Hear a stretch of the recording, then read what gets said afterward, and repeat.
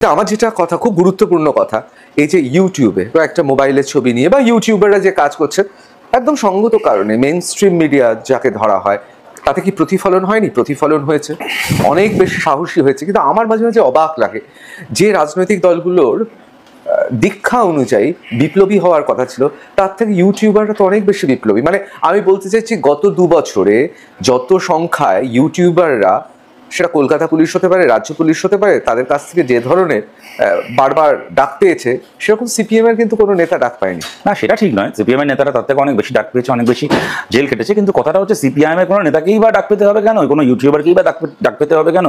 কোনো বিজেপি নেতাকেই বা ডাক পেতে হবে কেন? কংগ্রেস নেতাকেই বা ডাক পেতে হবে কেন? যদি না সে ডাক পাওয়ার মতো কোনো কাজ করে থাকে। বেশিরভাগ ক্ষেত্রেই দেখা যাবে যে এই ইউটিউবার হোক কি কোনো মানে মেইনস্ট্রিম মিডিয়ার কোনো খুব পরিচিত সাংবাদিক হয়ে থাকুন কি কোনো বিরোধী দলের নেতা হোক, যারা ডাক পেয়েছেন সেই মামলাগুলো কিন্তু পরবর্তীকালে আদালত ডাস্টবিনে ছুড়ে ফেলে দিয়েছে।